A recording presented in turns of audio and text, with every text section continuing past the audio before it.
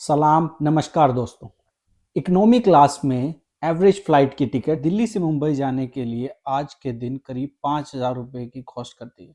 लेकिन क्या आप गैस कर सकते हो कि दुनिया की सबसे महंगी टिकट आखिर कितनी महंगी है? शायद आप सोचोगे 5 लाख, 10 लाख, 20 लाख, लेकिन फिर भी आप जवाब से बहुत दूर हो। देखो, एतिहाद एयरवेज की first class seat the residence. ये सीट कम बल्कि हवाई जहाज का होटल का कमरा ज़्यादा है। आपको अपना क्वीन साइज डबल बेड मिलता है सोने के लिए, साथ ही साथ अपना खुद का एक प्राइवेट बाथरूम और बैठने की जगह वो अलग दी जाती है। ये सीट एतिहाद एयरवेज के हर प्लेन में मौजूद नहीं है, बस ये कुछ ही फ्लाइट रूट्स पर अवेलेबल है, जैसे कि न्यूयॉर्क से जाने वाली आबू धाबी की फ़्लाइट। ये 12.5 घंटे की फ़्लाइट में आपको खुद का बटलर भी दिया जाता है। खाना सर्व करते वक्त इतना सजा के इस तरीके का खाना सर्व किया जाता है कि आप भूल ही जाएंगे कि आप एक एरोप्लेन में बैठे हैं। टोटल 125 स्क्वायर फीट की ये जगह, ये सिर्फ आपके लिए प्राइवेटली मौजूद है। ये ऑलमोस्ट एक होटल के कमरे जितना बड़ा होगा, इसलिए इसका नाम रखा है द रेजिडेंस। इसकी कॉस्ट पड़ती है 55 लाख रुपए। इतने में आप 50 से ज़्यादा आईफोन खरीद सकते हो, या फिर एक बहुत ही लग्जरी गाड़ी, या फिर एक घर भी खरीदा जा सकता है इस प्राइस में कई जगह। सुनकर शौक लग रहा है तो इसका ऑपोजिट एग्जांपल सुनो, इससे आपको और ज़्यादा शौक लगेगा। क्या आप गैस कर सकते हैं दुनिया की सबसे सस्ती फ्लाइट टिकट आखिर कितनी सस्ती है? रायन एयर, जो जानी जाती है अपनी सस्ती टिकट्स के लिए। ऑन एवरेज रायन एयर की फ़्लाइट का प्राइस 800 से 1500 के बीच में रहता है, और ये प्राइस सही मायनों में अनबिलीवेबल है। तुम्हें ये भी अकाउंट में लेना चाहिए कि यूरोपियन कंट्रीज का पर कैपिटा इनकम ज़्यादा है, तो वहाँ के लोगों की बाइंग पावर ज़्यादा है। अगर इसको इंडिया के इक्विवेलेंट बनाना है तो इसको 5 गुना कम कर दो। इमेजिन 100-200 रुपए की पर टिकट। रायनेयर और एतिहाद एयरवेज, ये दोनों एग्जाम्पल एक दूसरे से बिल्कुल अलग हैं। लेकिन एक आखिरी चीज गैस करो कि इन दोनों एयरलाइंस में से कौन सी सबसे ज्यादा प्रॉफिट कमा रही है? और इसका जवाब है रायनेयर। एतिहाद ने अपना हाईएस्ट एवर रिकॉर्ड किया $296 मिलियन का। सेम ईयर में रायनेयर का प्रॉफिट था $1.5 बिलियन। आखिर ये कैसे पॉसिबल हो सकता है? एयरलाइंस पैसा कैसे कमाती है? क्या राज है इनका बिजनेस मॉडल के पीछे? आइए जानते हैं आज की इस वीडियो में। मोटे मोटे तौर पे देखा जाए तो दो टाइप की एयरलाइंस होती हैं, एक फुल सर्विस एयरलाइंस और दूसरी low cost airlines. Full service airlines वो ट्रेडिशनल एयरलाइंस है जहां पे आपको इन फ्लाइट खाना दिया जाता है, इन फ्लाइट एंटरटेनमेंट मौजूद होता है, आपके टिकट के प्राइस में चेक इन बैगेज भी फ्री में ले जा सकते हो, अच्छी खासी सीट की स्पेस होती है। एतिहाद एयरवेज, एमिरेट्स और सिंगापुर एयरलाइंस, ये कुछ फुल सर्विस एयरलाइंस के एग्जांपल्स हैं। इंडिया में बात करें तो एयर इंडिया और विस्तारा इस कैटेगरी में आते हैं। दूसरी तरफ आता है लो कॉस्ट एयरलाइंस, जहां पे आपको बहुत सस्ती टिकट ऑफर की जाती है, लेकिन बदले में बहुत सारी फैसिलिटीज आपसे छीन ली जाती हैं। इंडिया में एयर डेक्कन करके एयरलाइंस हुआ करती थी, इंडिया की पहली लो कॉस्ट एयरलाइंस थी। और आज के दिन देखा जाए तो स्पाइस जेट और इंडिगो इसके बहुत अच्छे एग्जाम्पल हैं, और इंटरनेशनली देखा जाए तो ऑब्वियसली रायन एयर। अक्सर जिस तरीके से ये लो कॉस्ट कटिंग मेजर्स ये लो कॉस्ट एयरलाइंस अपनाती हैं, इससे इनको हेट भी झेलना पड़ता है। ये इंडिगो का वीडियो बहुत ज़्यादा वायरल आपने देखा ही होगा। फ्लाइट डिले से तंग आकर एक पैसेंजर पायलट को मारने लग गया था। एक दूसरा ये केस हुआ जहां फ्लाइट के अंदर कॉकरोचेस पाए गए। अब मिसमैनेजमेंट अपना अलग इशू है, लेकिन अक्सर ये लो कॉस्ट एयरलाइंस अपने आप को प्रॉफिटेबल बनाने के लिए बड़ी ऊट पटांग हरकत करते हैं। रायन एयर का ही एग्जाम्पल ले लो। ओरिजिनल टिकट का प्राइस भले ही बहुत सस्ता होगा, लेकिन एक बार अगर आपने टिकट ले ली, उसके बाद बड़ी से बड़ी छोटी से छोटी चीज के लिए आपको एक्स्ट्रा पे करना होगा। आपने अपने साथ बैगेज लेकर जाना है, एक्स्ट्रा पे करो। प्लेन में अपनी सीट सिलेक्ट करनी है, एक्स्ट्रा पे करो। फ्लाइट में खाना खाना है, ड्रिंक्स पीनी है, एक्स्ट्रा पे करो।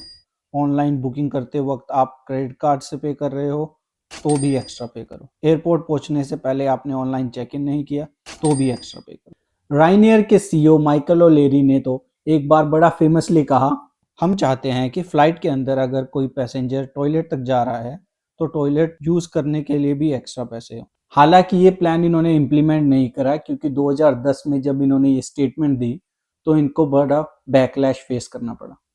एक और इनका प्लान था कि हम पैसेंजर्स को बिठाने की जगह उनको स्टैंडिंग सीट लगा दें तो खड़े होकर प्लेन में ट्रैवल करेंगे। Did you want to make some passengers stand on planes to fit more people in, a la the tube? Yes, stand, and we'd have a standing cabin and a seated cabin. The seats would be 25 euros, the standing cabin would be €1. I guarantee you we will fill the standing cabin first. ये सारी छोटी मोटी चीज आजकल ये low cost airlines के लिए खजाना बन चुके हैं।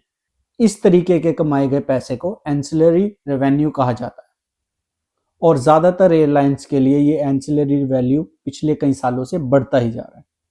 साल 2019 में रायनेयर ने जितना भी रेवेन्यू कमाया उसका 28% रेवेन्यू ये सिर्फ एंसिलरी रेवेन्यू था। अगली स्ट्रेटेजी है डायनेमिक प्राइसिंग। इसका दोनों फायदा उठाते हैं, लो कॉस्ट एयरलाइंस और फुल सर्विस एयरलाइंस। इसका ये मतलब है कि जो आपकी टिकट का प्राइस है वो स्टैटिक नहीं है, क्योंकि आजकल एक प्राइस पे टिकट नहीं बेची जाती।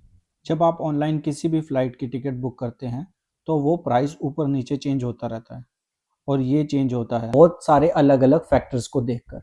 टाइम को देखकर, आप वीकडे पर ट्रैवल कर रहे हो या वीकेंड, किस टाइम पर ट्रैवल कर रहे हो, आपकी फ्लाइट में कितने लोग ट्रैवल करना चाहते हैं आपके साथ, डिमांड और सप्लाई को देखकर प्राइस चेंज होते हैं। बाकी कंपेटिटर एयरलाइंस जो है उन्होंने इस रूट के लिए अपनी टिकट का प्राइस क्या रखा है। हमारा भी टिकट का प्राइस उनकी कंपटीशन में होना चाहिए, हमारे कोई स्पेशल प्रमोशन चल रहे हैं नहीं चल रहे। बड़े ही कॉम्प्लेक्स एल्गोरिदम बनाए गए हैं इन चीज को लेकर। एयरलाइंस आजकल एक क्लास सेटिंग के लिए भी अलग अलग प्राइस चार्ज करती है। मान लो 100 इकोनॉमी क्लास की सीट्स फ्री हैं एक फ्लाइट में, 10 दिन बाद इस फ्लाइट को उड़ना है। एग्जाम्पल से समझा रहा हूँ, ये एयरलाइंस क्या करेंगे, इन 100 सीटों को 25-25 की कैटेगरी में डिवाइड कर देंगी। पहली 25 सीट सबसे सस्ती प्राइस में बिकेंगी, अगली 25 सीट थोड़ी और महंगी प्राइस में बिकेंगी, उससे अगली 25 सीट थोड़े और ज़्यादा महंगे प्राइस में बिकेंगी। तो जैसे जैसे डिमांड बढ़ती जा रही है लोगों के इस फ्लाइट में उड़ने की, वैसे वैसे इसका प्राइस बढ़ता जाता है। लेकिन अगर ऐसा हुआ कि फ्लाइट के उड़ने से पहले आधे से ज़्यादा सीट अभी भी खाली पड़ी है तो वो तीसरी 25 सीट का प्राइस कम कर देंगे। डिमांड कम है तो प्राइस भी कम कर देंगे ताकि ज़्यादा लोग इस फ्लाइट में आए। यहाँ बहुत कॉम्प्लेक्स टाइप का एल्गोरिदम बनाया गया है डाटा साइंस को यूज करके, ज़्यादा से ज़्यादा प्रॉफिट कमाना, लेकिन एट द सेम टाइम ज़्यादा से ज़्यादा सीटों को भी फुल करना। अगर सीट ही नहीं फुल होंगी हमारी फ्लाइट में तो वैसे ही नहीं लोग आएंगे, तो वैसे ही हमारा नुकसान हो जाएगा। बहुत से लोग इस सिस्टम को समझते नहीं हैं, तो इसलिए लोगों को काफ़ी आउटडेटेड एडवाइस दिया जाता है। तो इसी से रिलेटेड आइए कुछ मिथ को डिबंक करते हैं। कुछ लोग कहते हैं कि आप फ्लाइट को 2-3 महीने पहले बुक करोगे तो ज़्यादा सस्ती मिलेगी। दूसरी तरफ कुछ लोग कहते हैं कि लास्ट मिनट बुकिंग अगर आप करते हैं तो ज़्यादा सस्ती प्राइस मिलेंगी। ये दोनों ही बात सही भी हैं और गलत भी। आजकल एयरलाइंस डायनेमिक प्राइसिंग पर काम करती हैं, डिपेंडिंग अपॉन डिमांड। कुछ लोगों के लिए पहले बुक कराना सस्ता पड़ेगा, कुछ लोगों के लिए लास्ट मिनट फ्लाइट बुक कराना सस्ता पड़ेगा। सब कुछ डिमांड पे डिपेंड करता है। क्या स्ट्रेटेजीज आपको अपनानी चाहिए टिकट बुक करते टाइम, वो आप अगली वीडियो में चेकआउट कर सकते हैं। लेकिन दूसरी मिथ यहाँ पे है मिडनाइट बुकिंग की। कुछ लोगों को लगता है कि अगर रात के 12 बजे हम फ्लाइट बुक करेंगे तो वो डिस्काउंट आवर होता है, उस घंटे पर बुक करने पर हमें डिस्काउंट मिलेगा। ऐसा कुछ भी नहीं है। इनके डायनामिक प्राइसिंग का जो एल्गोरिदम है वो 24/7 काम करता है। कोई ऑफिस में बैठा बंदा नहीं है जो डिसाइड कर रहा है पीछे पीछे से कि देखो उस टिकट का प्राइस मैं इतना कर देता हूँ, उस फ्लाइट का प्राइस मैं इतना कर देता हूँ। ऐसा कुछ नहीं होता।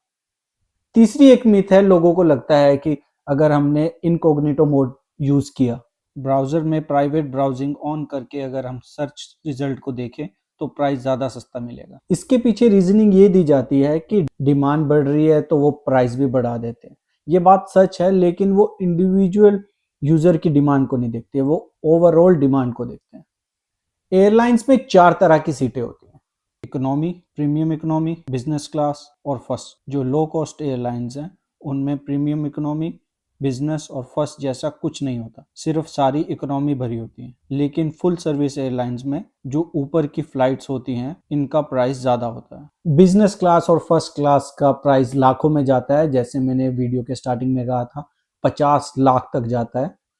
ये सुनकर आपको लगेगा ऑब्वियस सी बात है, फुल सर्विस एयरलाइंस अपना ज्यादातर प्रॉफिट बिजनेस क्लास और फर्स्ट क्लास पैसेंजर से कमाती होंगी, लेकिन ये बात भी शॉकिंगली सच नहीं है। इस चार्ट को देखिए, मिशिगन जर्नल ऑफ इकोनॉमिक्स ने ये एक बड़ी इंटरेस्टिंग एनालाइज करी। इसमें आप देख सकते हैं अलग अलग एयरलाइंस का एवरेज प्राइस क्या है, economy, pre economy, business, first class. जो सभी एयरलाइंस का एवरेज बन रहा है वो नीचे देख सकते हैं, $1,443 इकोनॉमी क्लास का प्राइस। ऑब्वियसली यहाँ पर लॉन्ग डिस्टेंस फ्लाइट्स की बात हो रही है, इसलिए इकोनॉमी क्लास का टिकट का प्राइस इतना महंगा दिख रहा है। बिजनेस क्लास ऑन एवरेज $5,000 और फर्स्ट क्लास $9,000 से ऊपर की। एयरलाइंस के पर्सपेक्टिव से हमें यहाँ देखना होगा कि एक सीट कितना स्पेस ऑक्यूपाई कर रही है। एक इकोनॉमी क्लास की सीट ऑन एवरेज सिर्फ 5.5 स्क्वायर फीट, बिजनेस क्लास की seat 20 square feet, first class की सीट 30 स्क्वायर फीट से ज्यादा है। ये जो प्राइस और स्पेस का रेशियो है ये ऑलमोस्ट सिमिलर है। फर्स्ट क्लास की सीट पर जब आप बैठते हो तो आप 6 इकोनॉमिक सीटों जितनी स्पेस ऑक्यूपाई कर रहे हो, इसलिए और प्राइस भी करीब करीब 6 गुना ज्यादा पे कर रहे हो। शायद ज्यादा ही प्राइस पे किया जाता है फर्स्ट क्लास के पैसेंजर के द्वारा। साथ ही साथ जो कैबिन क्रू मेंबर्स होते हैं, पर पैसेंजर ज्यादा एयर होस्टेस होती है फर्स्ट क्लास और बिजनेस क्लास में, जिसके साथ साथ उनका खर्चा भी ज्यादा होता है। आप इस टेबल में खर्चे की कैलकुलेशन देख सकते हो और देखता यह है कि फर्स्ट क्लास का खर्चा $1,000 का पड़ रहा है, जहां इकोनॉमी क्लास का खर्चा एयरलाइंस को सिर्फ $31 का पड़ता है।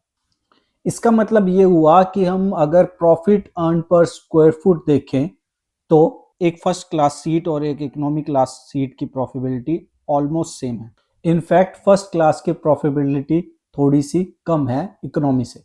बिजनेस क्लास इन दोनों से ज्यादा है, $280 पर स्क्वायर फीट, और सबसे ज्यादा है प्रीमियम इकोनॉमी, जहां एयरलाइन को प्रॉफिट मिलता है $322 पर स्क्वायर फीट का। इसकी वजह से एक नया ट्रेंड दुनिया भर की एयरलाइंस में देखने को मिल रहा है।